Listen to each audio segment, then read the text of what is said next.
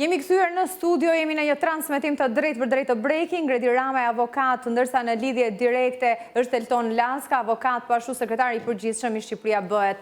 Si e shihni kërkesën që ka bërë Partia e Lirisë, pjesë e koalicionit Aleanca për Shqipërinë Madhështore për rinumrim, konkretisht për Kavajën, është bërë kërkesa dhe disa zona specifikisht. Do të pranohet një kërkesë e tillë, avokat Laska? Po, nëse është bazuar mbi prova dhe tek ligji, absolutisht pse të mos pranohet, por unë nuk e njoh me të thënë drejtën kërkesën. Jo, teksa po diskutonim kandidatët e listës së hapur të Partisë Demokratike, ndërkohë që tashmë diskutojmë për një parti pjesë e koalicionit.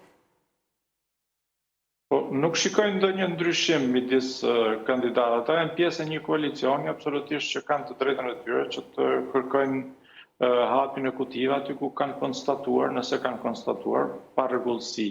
Dhe nëse ja provojnë këtë kasit, absolutisht që do të jetë mundur, sepse të mos ishte mundur. A tregon kjo, Rama, një përplasje mes partive aleate, Partisë Demokratike dhe Partisë së Lirisë? Unë them që jo, pra çdo parti në këndvështrimin tim duhet luftoj që të maksimalizoj votën e saj të marrë reale nga qytetarët. Pra duhet bëj betejën e saj për të treguar sa numra dhe sa vota ka mbrojtur ose sa vota ka marrë realisht nga qytetari. Kështu që kjo nuk më duket fare problematike, pra qënien në një koalicion dhe kërkimi i mbrojtjes votës tënde është legjitime dhe duhet inkurajuar në këndvështrimin tim. Pastaj është marrëveshje politike, situatë tjetër politike, meqense atje ka fituar pra kërkesa e Partisë Lirisë në një vend ku pas ka fituar Partia Demokratike apo koalicioni Aleancës për Shqipërinë Madhështore, mund të jetë kundërta në një zonë tjetër ku mund të ketë humbur partia dhe mund të shërbejë dhe Partisë Demokratike hapja kutive apo çdo kërkesë tjetër që bën Partia e Lirisë. Njësoj mund të jetë siç është koalicion nisma për Shqipëria Bëhet, që do të thotë Partia Lëvizje Shqipëria Bëhet bën ankime për disa zona, gjithashtu mund të bëjnë dhe partitë e tjera të koalicionit, pra nisma thurje e tjera. Kështu që kjo situatë më duket krejt normale, i shërben demokracisë, nuk ka konflikt në këndvështrimin tim, por fakti që problematika që mund të jetë koalicioni Aleanca për Shqipërinë Madhështore lidhet me numrin e madh ose mungesën e madhe të votave që janë në kuti. Këtë problem ka kryesor. Gjithsesi ka shumë ankesa, të paktën nga Partia Demokratike cilësohet i gjithë procesi i manipuluar, një maskaradë, zgjedhjet më të grabitura, por do të shohim se çfarë do të konkretizohet të qoftë në KAS apo edhe kolegjin zgjedhor, nëse do të jetë mundur që të verifikohen rastet të pretenduara të manipulimit të rezultatit të zgjedhjeve të 11 majit. Një nga ankesat e Partisë Demokratike në KAS është edhe për Lezhën dhe Laska dua ta ndajmë së bashku, ka të bëjë të paktën sipas avokatit që ka përfaqësuar Partinë Demokratike dhe koalicionin logu, policia është përfshirë në fushat, ka proceduar gjinxhonin në mënyrë të pakuptueshme. Ju a keni konstatuar problematika të këtij lloji në qarkun e Lezhës nga ku vini dhe sigurisht e keni ndjekur nga afër ecurinë e fushatës, pavarësisht se keni pasur në fokus të kërkoni mbështetje për nismën Shqipëria Bëhet? Absolutisht fushata është shoqëruar nga shumë problematika këtu në qarkun e Lezhës, sidomos me shitblerjen e votave, ku grupe kriminale merrnin në kontroll, sidomos gjatë natës, pjesë të caktuara të hapësirës territoriale të qarkut Lezhës, ku shkonin nëpër gjitha lagjet ku ata kishin kontaktet e tyre dhe ishin të detyruar forcat politike që nuk ishin të përfshira në këto shitblerje votash, siç ishte rasti jon konkret, të cilët ishim të detyruar që të monitoronim lagje të ndryshme dhe të bënim kallëzimet të tona në kohën reale, qoftë tek struktura e SPAK-ut apo edhe policisë shtetit. Por fakt është që në asnjë rast nuk pati ndërhyrje në kohë të menjëhershme, pra nuk pati reagim as nga ana e SPAK-ut, por as nga strukturat e policisë së shtetit.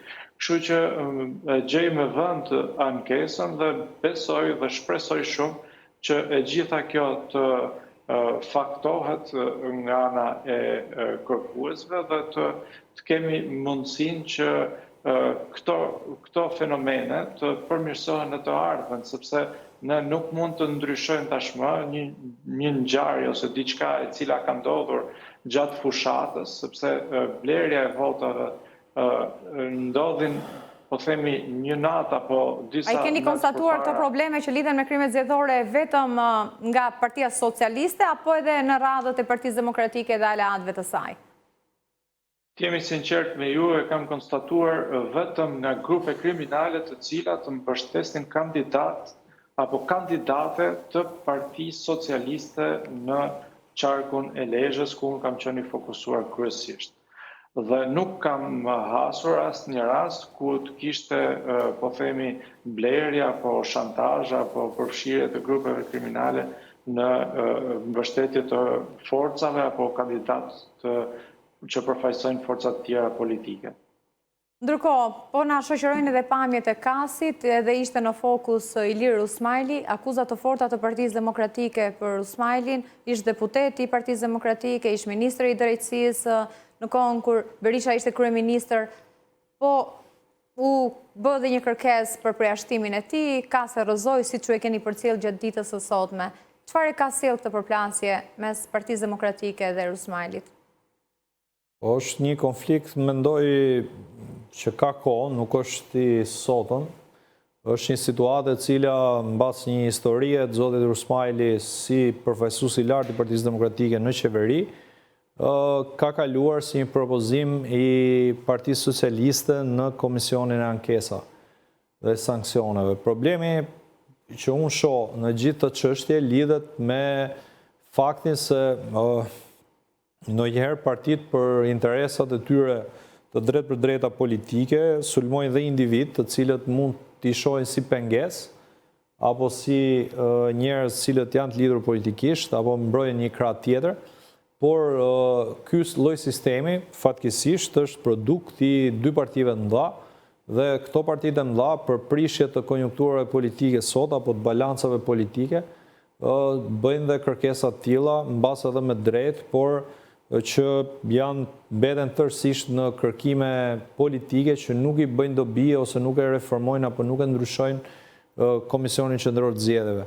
Zoti Usmajli pavarësisht historisë të tij, ai ka mbajtur qëndrime të forta pro majorancës në KAS, pra këtu kur zgjedhur në këtë organ, ndër vite tashmë, siç e thash, si përfaqësues. Pro majorancës apo duke respektuar dispozitat ligjore?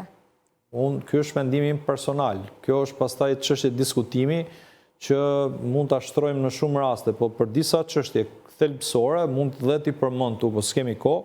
Ndër vite, pra nga viti 2021 kur ka filluar punë 2020, para zgjedhjeve 2021 që ka filluar punë Kasi, qëndrimet e tij lidheshin dhe me rastin kur ishte çështja e Vulës, pra që mbajti disa qëndrime kontradiktore, por dhe në raste të tjera që lidheshin me zgjedhjet e vitit 2021. Gjithsesi, kjo është një betejë politike, është një situatë që ndërthuret ligji me politikën dhe kemi këto rezultate që në fund të ditës nga përplasjet politike fillon dhe përmirësohet deri diku sistemi me gjithë problematikat e mëdha që ka akoma. E qartë, por gjithsesi ankesat janë të shumta për zgjedhjet edhe kjo po mban peng numri ankesave që bëhet po mban peng edhe certifikimin e rezultatit përfundimtar të zgjedhjeve të 11 maj. Do të ndjekim se nëse do të krijohet edhe kolegji zgjedhor, çfarë qëndrimi do të ketë në rastin e dy ankesave që kanë ardhur nga deputetët e listës së hapur të Partisë Demokratike. Laska, ju keni bërë një ankesë në lidhje me Vlorën, e përmendët më herët dhe në fakt Kasi vendosi hapjen e një kutie në një qendër votimi të Vlorës. Për çfarë dyshoni dhe si mund ta ndikojë rezultatin kjo, apo thjesht kërkoni që çdo vot të numërohet dhe të shkojë për subjektin? Pra, keni pritshmëri që nga kjo kuti votimi mund të ketë një ndryshim rezultati? Për ta shpjeguar më qartësisht, në fakt, ne ju drejtuam Kasit për të kërkuar rinumërim të qendrës votimit për Kace, por jo vetëm të asaj qendrë votimi, por të disa qendrave votimit të Vlorës, për shkak se ne kishim konstatuar se kemi tjetërsim të votave.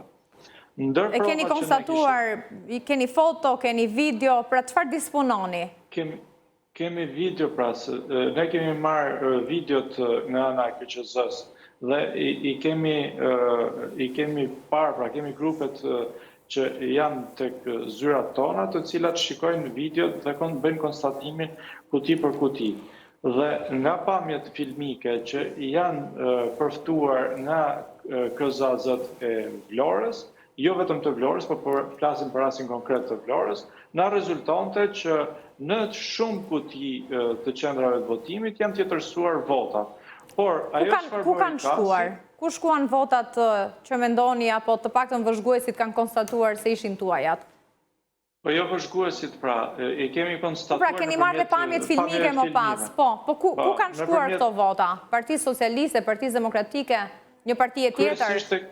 Kryesisht tek Partia Socialiste, por jo vetëm tek Partia Socialiste, janë shpallë dhe të pavlefshme, i kanë kaluar edhe Partisë Demokratike, pra kanë heqë vota nga subjekti jonë, duke ishtë përndar jo numër masiv, por në një numër të vogël, për të bërë edhe atë pastaj atë, po themi, justifikimin se janë gabime njerëzore. Por gabime njerëzore që shpërndahen në mënyrë të njëtrajtshme për disa kuti nga 4-5 vota, kjo pastaj nuk është më gabim njerëzor. Pra e çfarë desha të sqaroj, është fakti se Kasi ka pranuar vetëm për sa i përket atyre provave që ne dërguam, ku nuk ishin të skanuara vulat për kace për ato qendër votimi, ku ligji thot që duhet kalojnë në skaner dhe duhet keshim pare filmike të qarta nëse këto fletë votimi i mbajnë apo nuk i mbajnë 2 vullat e qendrës votimit. Dhe për këtë e pranoi Kasi, gjë që në fakt kjo nuk ka një pritshmëri të madhe nga ana jonë, sepse pritshmëria nga ana jonë do ishte nëse Kasi do të pranonte që të hapte këtë kuti dhe të rinumëronte votat ku të konstatonte që ajo çfarë ne kemi konstatuar, që votat të Lëvizjes Shqipëria Bëhet dhe Nismës Shqipëria Bëhet janë tjetërsuar nga numëruesit e Vlorës në rastin konkret. Dhe përsa kuti apo qendra votimi keni këto pretendime dhe dispononi video, foto? Atëherë, ne kemi pretendime për shumë nga qarqet, por ajo çfarë bën diferencën është qarku i Fierit dhe qarku i Vlorës, për shkak se për një numër relativisht të vogël ndryshon, po themi, mandati, qoftë në Fier ku është për rreth afërsisht 400 vota, por qoftë edhe ajo e Vlorës ku është për një numër më të madh të votave. Nëse këto vota do të rinumëroheshin dhe do të konstatohesh ndryshimi, po themi kalimi nga njëri subjekt tek subjektet e tjera, atëherë do të kishim një rikalkulim të numrit të votave dhe do të ndryshonte mandati nga Partia Socialiste në rastin konkret tek Nisma Shqipëria Bëhet. Do të avjoni më tej në kolegjin zgjedhor rrugtimin tuaj? Absolutisht, ne e kemi thënë edhe përpara fushatës dhe gjatë fushatës që ne do të bëjmë çmos që të mbrojmë çdo votë e cila ka patur një vullnet për të qenë një votë e Nismës Shqipëria Bëhet dhe kjo do të jetë në mënyrë, po themi, shtërruese në gjitha rrugët ligjore të mundshme. Ndërkohë, çështjen e mandatit të vetëm që keni marrë si koalicion e keni zgjidhur tashmë, lapaj do të jetë përfundimisht? Atëherë, kjo merr kohën e vet për sa i përket dorëheqjes që është bërë fillimisht nga ana e listës së mbyllur, që të gjithë tashmë e dinë që ne futëm njerëz të cilët nuk ishin kandidat në listat e mbyllura.